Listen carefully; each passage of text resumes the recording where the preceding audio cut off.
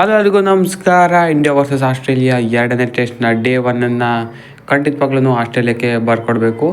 ಯಾಕಂದರೆ 180ಕ್ಕೆ ಭಾರತವನ್ನು ಆಲ್ಔಟ್ ಮಾಡಿದ್ದಲ್ಲದೆ ಕೇವಲ 1 ವಿಕೆಟ್ ನಷ್ಟಕ್ಕೆ 86ರಲ್ಲಿ ತಮ್ಮ ದಿನದಾಟವನ್ನು ಮುಗಿಸಿದ್ದಾರೆ.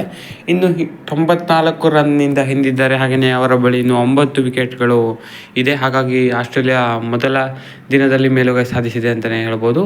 ಸೊ ಇವತ್ತಿನ ದಿನ ಏನೇನಾಯಿತು ಅಂತ ಸಣ್ಣದಾಗಿ ನೋಡೋಣ. ಒಂದು ಆ್ಯಕ್ಷನ್ ಪ್ಯಾಕ್ಡ್ ಡೇ ಆಗಿತ್ತು ಇವತ್ತು ಕೂಡ. ಸೊ ಪಿಂಕ್ ಬಾಲ್ ಟೆಸ್ಟ್ನಲ್ಲಿ ಸ್ಟಾರ್ಟ್ ಮಾಡ್ತಾರೆ. ಮಿಚೆಲ್ ಸ್ಟಾರ್ಕು ಯಶಸ್ವಿ ಜೈಸ್ವಾಲ್ ಅವರನ್ನು ಮೊದಲ ಬಾಲ್ನಲ್ಲೇ ಗೋಲ್ಡನ್ ಡಕ್ ಮಾಡುವ ಮುಖಾಂತರ, ಅದಾದ ಬಳಿಕ ಒಂದು ಚೇಂಜ್ ಪಾರ್ಟ್ನರ್ಶಿಪ್ ಬರುತ್ತೆ KL ರಾಹುಲ್ ಮತ್ತು ಶುಭ್ಮನ್ ಗಿಲ್ ಅವರ ನಡುವೆ. KL ರಾಹುಲ್ ಅವ್ರಿಗೆ ಜೀವದಾನ ಕೂಡ ಸಿಗುತ್ತೆ 0ದಲ್ಲಿದ್ದಾಗ. ಸ್ಕಾಟ್ ಬೋಲೆಂಡ್ ಅವರು ಔಟ್ ಮಾಡಿದರು KL ರಾಹುಲ್ ಅವರನ್ನು, ಆದರೆ ಅದು ನೋ ಬಾಲ್ ಆಗಿತ್ತು. ಇನ್ಫ್ಯಾಕ್ಟ್ ಅದು ಇನ್ಸೈಡ್ ಎಡ್ಜ್ ಕೂಡ ಹೊಡೆದಿರಲಿಲ್ಲ. ಅದು ರಾಹುಲ್ ಅವರು ಹೋಗ್ತಾ ಇದ್ರು. ಸೊ ರಿವ್ಯೂ ಅಂತೂ ತಗೊಳ್ತಾ ಇರಲಿಲ್ಲ. ಸೊ ಜೀವದಾನ ಸಿಕ್ಕಿತ್ತು KL ರಾಹುಲ್ ಅವ್ರಿಗೆ. ಅದಾದ ಬಳಿಕ KL ರಾಹುಲ್ ಸಖತ್ತಾಗಿ ಆಡ್ತಾಯಿದ್ರು. ಅವರು 69 ರನ್ಸ್ಗಳ ಪಾರ್ಟ್ನರ್ಶಿಪ್ ಇಲ್ಲಿಗೆ ಕೊನೆಯಾಗುತ್ತೆ. ಅದಾದ ಬಳಿಕ ಭಾರತದ ಕೊಲ್ಯಾಪ್ಸ್ ಸ್ಟಾರ್ಟ್ ಆಗುತ್ತೆ. ವಿರಾಟ್ ಕೊಹ್ಲಿ ಅವರು 7 ರನ್ ಗಳಿಸಿ ಮಿಚೆಲ್ ಸ್ಟಾರ್ಕ್ ಅವ್ರಿಗೆ ಔಟ್ ಆದರೆ, ಶುಭ್ಮನ್ ಗಿಲ್ ಅವರು ಕೂಡ ಅವರ ಹಿಂದೆನೇ ಔಟ್ ಆಗ್ತಾರೆ. ಬೋಲ್ಯಾಂಡ್ ಅವ್ರಿಗೆ LBW ಆಗ್ತಾರೆ. ಅದಾದ ಬಳಿಕ ಬಂದ ರೋಹಿತ್ ಶರ್ಮಾ ಕೂಡ ಔಟ್ ಆಗ್ತಾರೆ. ಇದರೊಂದಿಗೆ 87ಕ್ಕೆ 5 ವಿಕೆಟನ್ನು ಕಳೆದುಕೊಂಡು ಸಂಕಷ್ಟದಲ್ಲಿರುತ್ತೆ ತಂಡ. ಒಂದು ಕಡೆ ಪಂತ್ ಇರ್ತಾರೆ, ಅವರು ಕೂಡ ಜಾಸ್ತಿ ಹೊತ್ತು ನಿಲ್ಲೋದಕ್ಕೆ ಆಗೋದಿಲ್ಲ. 21 ರನ್ಗಳನ್ನು ಗಳಿಸಿ ಔಟ್ ಆಗ್ತಾರೆ. ಇದರೊಂದಿಗೆ 109ಕ್ಕೆ 6 ವಿಕೆಟನ್ನು ಕಳೆದುಕೊಳ್ಳುತ್ತೆ ಭಾರತ ತಂಡ.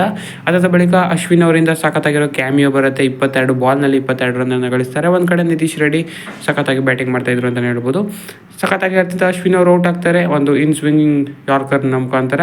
ಅದೇ ಸೇಮ್ ಬಾಲನ್ನು ಹರ್ಷಿತ್ ರಾಣಾ ಅವ್ರಿಗೂ ಕೂಡ ಹಾಕ್ತಾರೆ ಮಿಚೆಲ್ ಸ್ಟಾರ್ಕ್. ಇದರೊಂದಿಗೆ ಪೈಪರನ್ನು ಎತ್ತಕೊಳ್ತಾರೆ. ಸೊ ಕೊನೆಗೆ ನಿತೀಶ್ ಕುಮಾರ್ ರೆಡ್ಡಿ ಅವರಿಂದ ಇನೋವೇಟಿವ್ ಶಾಟ್ಸ್ಗಳೆಲ್ಲ ಬಂದು ಇದರೊಂದಿಗೆ ಭಾರತದ ಮೊತ್ತ 150ರ ಗಡಿ ದಾಟಿಸ್ತಾರೆ ನಿತೀಶ್ ಕುಮಾರ್ ರೆಡ್ಡಿ. ಸೊ ಕೊನೆಯಲ್ಲಿ 180ಕ್ಕೆ ಭಾರತ ತಂಡವು ಆಲ್ಔಟ್ ಆಗುತ್ತೆ. ಸೊ ನಿತೀಶ್ ಕುಮಾರ್ ರೆಡ್ಡಿ 42 ರನ್ಗಳ ಅಮೋಘ ಕೊಡುಗೆಯನ್ನು ಕೊಡ್ತಾರೆ ಅಂತಲೇ ಹೇಳ್ಬೋದು ಕೊನೆಯಲ್ಲಿ. ಸೊ ಅದಾದ ಬಳಿಕ ಬ್ಯಾಟ್ ಬಂದ ಆಸ್ಟ್ರೇಲಿಯಾ ತಂಡಕ್ಕೆ ಸ್ಲೋ ಆ್ಯಂಡ್ ಸ್ಟಡಿ ಸ್ಟಾರ್ಟ್ ಸಿಕ್ತು ಅಂತಲೇ ಹೇಳ್ಬೋದು. ಉಸ್ಮಾನ್ ಖವಾಜಾ ಮತ್ತು ಮ್ಯಾಕ್ಸ್ ವೀನಿ ಹಲವು ಬಾರಿ ಬೀಟನ್ ಆದರೂ ಸಹ ಔಟ್ ಆಗಲಿಲ್ಲ. ಆದರೆ ಖವಾಜಾ ಕೊನೆಗೂ ಔಟ್ ಆಗ್ತಾರೆ ಬುಮ್ರಾ ಅವರ ಬಾಲ್ನಲ್ಲಿ. ಸೊ ಇದರೊಂದಿಗೆ ಆಸ್ಟ್ರೇಲಿಯಾ ಮೊದಲ ವಿಕೆಟನ್ನು 24 ರನ್ಗೆ ಕಳೆದುಕೊಳ್ಳುತ್ತೆ. ಸೊ ಅದಾದ ಬಳಿಕ ಮ್ಯಾಕ್ಸ್ವೀನಿ ಮತ್ತು ಲ್ಯಾಬುಷನ್ ಜವಾಬ್ದಾರಿಯುತ ಆಟವನ್ನು ಆಡ್ತಾರೆ ಅಂತಲೇ ಹೇಳ್ಬೋದು. ಸೊ ತುಂಬಾ ಬೀಟನ್ಗಳು ಆದರೂ ಕೂಡ ಲಕ್ ಇವತ್ತು ಆಸ್ಟ್ರೇಲಿಯಾ ಕಡೆ ಇತ್ತು ಅಂತ ಅನಿಸುತ್ತೆ. ತುಂಬ ಎಡ್ಜ್ಗಳು ತಾಗೋದು ಜಸ್ಟ್ ಮಿಸ್ ಆಯಿತು. ಒಂದು ಡ್ರಾಪ್ ಕೂಡ ಆಯಿತು ಅಂತಲೇ ಹೇಳ್ಬೋದು ಸ್ಲಿಪ್ ಮತ್ತು ಕೀಪರ್ನ ನಡುವೆ. ಸೊ ಇದೆಲ್ಲ ಕೌಂಟ್ ಆಗುತ್ತೆ ಟೆಸ್ಟ್ ಮ್ಯಾಚ್ನಲ್ಲಿ. ಸೊ ನೋಡೋಣ ನಾಳೆ ಹೇಗೆ ಕಂಬ್ಯಾಕ್ ಮಾಡ್ತಾರೆ ಭಾರತ ತಂಡ ಅಂತ.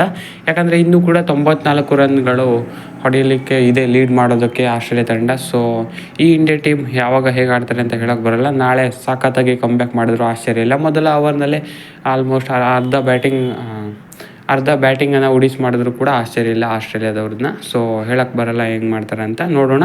ನಾಳೆ ಜಸ್ಪ್ರೀತ್ ಬುಮ್ರಾ ಅವರಿಂದ ಫಸ್ಟ್ ಸ್ಪೆಲ್ನಲ್ಲೇ 1-2 ವಿಕೆಟ್ಗಳು ಬಿದ್ದರೆ ಅವರು ಕೂಡ ಕೊಲ್ಯಾಪ್ಸ್ ಆಗ್ಬೋದು. ನೆನಪಿರಲಿ, ಭಾರತ ತಂಡ ಕೂಡ 69ಕ್ಕೆ ಒಂದೇ ಇತ್ತು ಒಂದು ಹಂತದಲ್ಲಿ. ಅದಾದ ಬಳಿಕ ಕೊಲ್ಯಾಪ್ಸ್ ಆಗೋದಕ್ಕೆ ಸ್ಟಾರ್ಟ್ ಆಗಿದ್ದು. ಸೊ ನಾಳೆನೂ ಕೂಡ ಅದೇ ರೀತಿ ಆಗಲಿ ಅಂತ ನಾವು ಇಂಡಿಯನ್ ಫ್ಯಾನ್ಸ್ ಆಶಿಸಬೇಕು ಅಷ್ಟೇ. ಸೊ ನೋಡೋಣ ಅದೇ ರೀತಿ ಆಗಲಿ ಅಂತ ನಾವು ಆಶಿಸೋಣ. ಸೊ ಇದಾಗಿತ್ತು ಈ ವಿಡಿಯೋ, ಇವತ್ತಿನ ದಿನದ ಆಟದ ಸಣ್ಣ ಹೈಲೈಟ್ಸ್. ಹೆಚ್ಚಿನ ವಿಡಿಯೋಕ್ಕಾಗಿ ದಯವಿಟ್ಟು ಸಬ್ಸ್ಕ್ರೈಬ್ ಮಾಡಿ.